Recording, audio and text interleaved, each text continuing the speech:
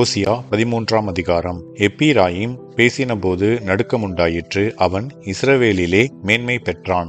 அவன் பாகால் விஷயத்தில் குற்றஞ்செய்து மடிந்து போனான். இப்போதும் அவர்கள் அதிகமாய் பாவஞ்செய்து தங்கள் வெள்ளியினால் வார்ப்பித்த சொரூபங்களையும் தங்கள் புத்திக்கேற்க விக்கிரகங்களையும் தங்களுக்கு உண்டு பண்ணுகிறார்கள். இவைகளெல்லாம் தட்டாருடைய வேலை. மனுஷரில் பலியிடுகிறவர்கள் கன்றுக்குட்டிகளை முத்தமிடலாம் என்று இவைகளை குறித்து சொல்லுகிறார்கள். ஆகையால் அவர்கள் காலையில் காணும் மேகத்தைப் போலவும் விடியற்காலையில் ஒளிந்து போகிற பனியைப் போலவும் பெருங்காற்று களத்திலிருந்து பறக்கடிக்கிற பதரைப் போலவும் புகைக்கூண்டில் ஏறி போகிற புகையைப் போலவும் இருப்பார்கள். நான் உன்னை எகிப்து தேசத்திலிருந்து அழைத்து வந்தது முதல் உன் தேவனாகிய கர்த்தராய் இருக்கிறேன். ஆகையால் நீ என்னை அன்றி வேறே தேவனை அறிய வேண்டாம். என்னை அன்றி இரட்சகர் ஒருவரும் இல்லை.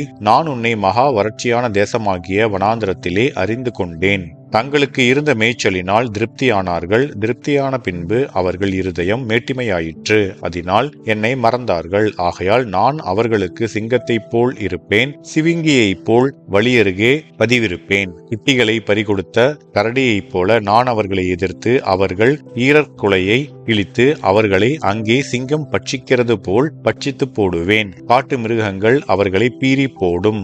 இஸ்ரவேலே, நீ உனக்கு கேடுண்டாக்கி கொண்டாய். ஆனாலும் என்னிடத்தில் உனக்கு சகாயம் உண்டு. எனக்கு ராஜாவையும் அதிபதிகளையும் ஏற்படுத்த வேண்டும் என்றாயே. இப்போதும் உன்னுடைய எல்லா பட்டணங்களிலும் உன்னை ரட்சிக்கும் ராஜா எங்கே? உன் நியாயாதிபதிகள் எங்கே?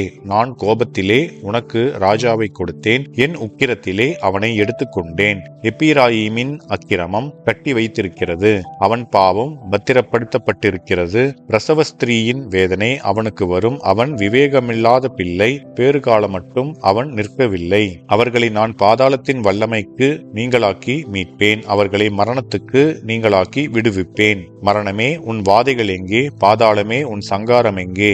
மனமாறுதல் என் கண்களுக்கு மறைவானதாயிருக்கும். இவன் சகோதரருக்குள்ளே ஜனம் பெருத்தவனாயிருந்தாலும் கர்த்தருடைய காற்றாகிய கீழ்காற்று வனாந்திரத்தில் இருந்து எழும்பி வரும். அதனால் அவனுடைய ஊற்றுகள் வற்றி போகும், அவனுடைய துறவு சுவரிப் போகும். அது இச்சிக்கப்படத்தக்க சகல பதார்த்தங்களுள்ள உத்தம பதார்த்தங்களையும் வாரிக்கொண்டு போகும். சமாரியா தன் தேவனுக்கு விரோதமாக கலகம் பண்ணினபடியால் குற்றஞ்சுமத்தப்பட்டதாயிருக்கும். அவர்கள் பட்டயத்தால் விழுவார்கள், அவர்களுடைய குழந்தைகள் மோதியடிக்கப்படும், அவர்களுடைய கர்ப்பவதிகள் கீறப்பட்டு போவார்கள் என்பதே. ஆமேன்.